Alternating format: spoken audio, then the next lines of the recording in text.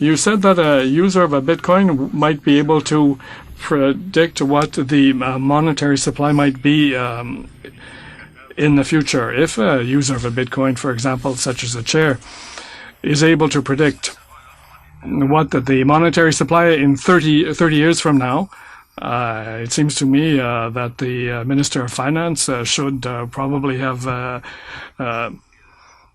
made use of this for next 5 years or whatever.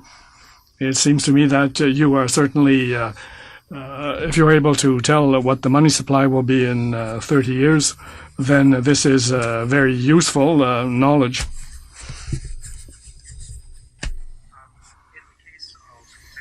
Specifically, because it is designed to simulate the extraction of precious metals in its progression, it is in fact entirely possible to predict with very high accuracy exactly how much currency will be available on the market at a specific period of time. Now, that doesn't necessarily mean that that supply will meet the demand or that that is the correct supply. It's just that we know what that supply will be.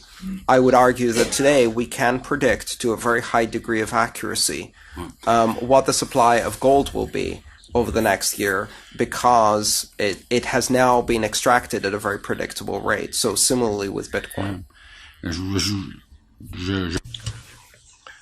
On that particular point, I think that any insurance company actuary, when they establish an annuity over a period of 30 years, for example, are able to make a good prediction for the figures that will probably turn out to be quite realistic.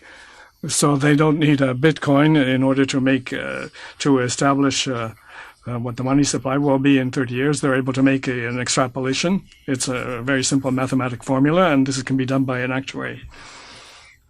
But there's a question that I find quite puzzling.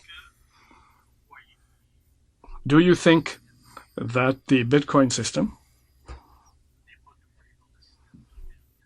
it would duplicate the present banking system? The banks are able to adapt to any type of new technology, and the World Banking Association, I think when it comes to capital, are probably investing more in technological research on digital currency than Bitcoin could ever be. Bitcoin is, or rather the invention behind Bitcoin, the blockchain technology, is an invention that will have a substantial influence over the future of banking. In fact, I have had several discussions with banks that are very interested in using similar systems in order to create more efficient networks within the banking system.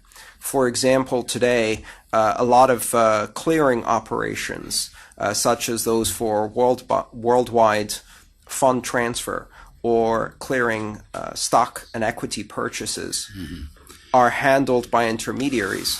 Bitcoin would allow banks to handle those in a decentralized network by simulating the same technology as Bitcoin on their own.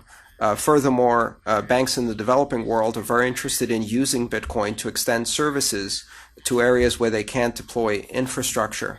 I think very similarly to how telecommunications companies at first were somewhat threatened by the internet, but now run their entire networks on top of the internet.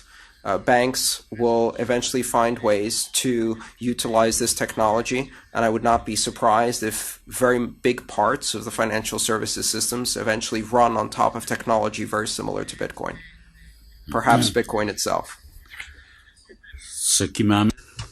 And this leads me to ask you then, do you not have the impression that you were swallowed up before you even came into existence, because the banks will never ever let you have so much operating scope? I'm not talking just about Canadian or American banks. I'm talking about banks in the world. I don't think that the banks will let this go by without reacting.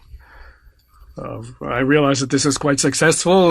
Young people are very enthused about it, but I don't think that banks are going to let themselves be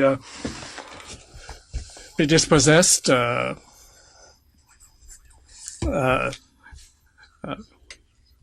because Bitcoin is not a solid organization for the time being. It's simply a virtual one. The exact same discussion when the idea that the International Telecommunications Union would be thwarted or somehow threatened by this nascent technology called the internet was ridiculous on its face. The idea that world leaders, states, would allow the internet to give people freedom of expression was preposterous. And the idea that the internet would be allowed to subvert the will of despots around the world and would not be instantaneously shut down whenever they felt it was threatening their authority was preposterous. And yet all of these things have happened. I believe that Bitcoin, by empowering individuals, and especially the individuals who do not even have access to the banking facilities that we're talking about, will create a thriving economy of its own, and an economy that will not threaten banks, but will open new opportunities for banks.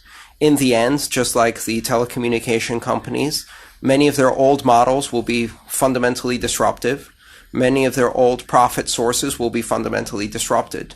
Today, AT&T's long-distance network has been completely decimated and Skype has dominated that space. Yet AT&T did not give up. They became the world's largest internet service provider. And eventually, I believe, Bitcoin-like currencies will decimate certain industries, especially high-profit, low-service industries such as international remittances, which are exploitative in their nature. However, they will open up new industries, new products, new services, and the economic activity that is enabled by bringing together billions of people on a fully connected global financial system is so much bigger than the potential risk that this may pose to the profits of incumbents. Thank you, Senator. This concludes round one.